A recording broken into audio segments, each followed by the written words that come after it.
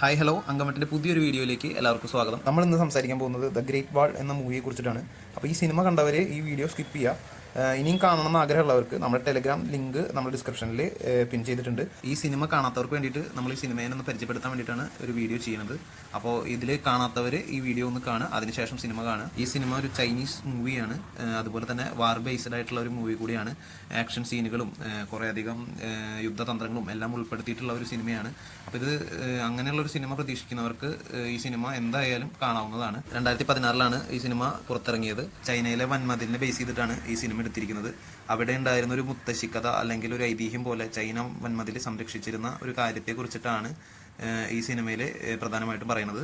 ഈ സിനിമയെ കുറിച്ചിട്ട് കുറേ അധികം കാര്യങ്ങൾ ഇനിയും പറയാനുണ്ട്. ഓസ്കാർ ജേതാക്കൾ പലരും അഭിനയിച്ചിട്ടുണ്ട്. അതുപോലെ ഒരു 150 കോടിക്ക് മുകളിലാണ് ഈ സിനിമയുടെ നിർമ്മാണ ചെലവ് കാര്യങ്ങളൊക്കെ കാൽക്കുലേറ്റ് ചെയ്യുന്നത്. അപ്പോൾ അങ്ങനെ കുറേ അധികം. അപ്പോൾ നമ്മളിനി സമയം കളയുന്നില്ല. അപ്പോൾ നമുക്ക് ഈ സിനിമയുടെ കഥയെ കുറിച്ചിട്ട് ഒരു ചെറിയ വിവരണം തരാം.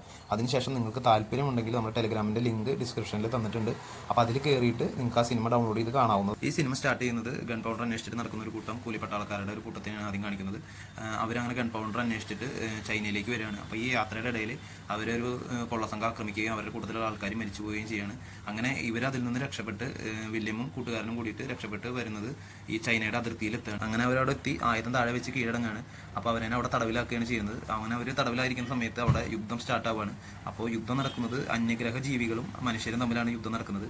അപ്പോൾ ഇവരെ അവിടെ തടവിലാക്കുകയും ഇവർ ആ യുദ്ധത്തിൻ്റെ ഇടയിൽ ആ രാജ്യത്തെ സഹായിക്കുകയും ചെയ്യുമ്പോൾ അവരെ അവിടെ തന്നെ താമസിക്കാൻ അനുവദിക്കുകയാണ്. അങ്ങനെ നമ്മുടെ നായകൻ്റെ നേതൃത്വത്തിൽ ഈ അന്യഗ്രഹ ജീവികൾക്കെതിരെ പോരാടിക്കൊണ്ട് അവർ ആ രാജ്യത്തെ രക്ഷിക്കുകയാണ്. ഇതാണ് സിനിമയുടെ ഒരു ചെറിയ കഥ എന്ന് പറയാനുള്ളത്. അപ്പോൾ ഈ സിനിമ നിങ്ങൾക്ക് നമ്മുടെ ടെലിഗ്രാം ചാനലിൻ്റെ ലിങ്ക് കൊടുത്തിട്ടുണ്ട് ബയോയിൽ. അപ്പോൾ അതിൽ കയറിയിട്ട് നിങ്ങൾക്ക് ആ സിനിമ കാണാവുന്നതാണ്. അതിനുശേഷം നിങ്ങൾ കണ്ടതിന് ശേഷം നിങ്ങളുടെ അഭിപ്രായങ്ങൾ രേഖപ്പെടുത്തുക. ഇനി ഇതുപോലെ നല്ല സിനിമകളുമായിട്ട് നമ്മൾ പങ്കുവയ്ക്കുന്നതാണ്. പഴയ സിനിമകളും പുതിയതായിട്ട് ഇറങ്ങുന്ന സിനിമകളെ കുറിച്ചിട്ടൊക്കെ നമ്മളിവിടെ പങ്കുവയ്ക്കുന്നതാണ്. അപ്പോൾ നിങ്ങൾക്ക് ഈ ചാനൽ ഇഷ്ടമായെന്നുണ്ടെങ്കിൽ നിങ്ങൾ സബ്സ്ക്രൈബ് ചെയ്യുക, ബെൽ ഐക്കൺ പ്രസ് ചെയ്ത് വയ്ക്കുക. അപ്പോൾ ഇനി നമുക്ക് ഇതുപോലുള്ള കുറേ അധികം വീഡിയോസ് വരുന്നതാണ്.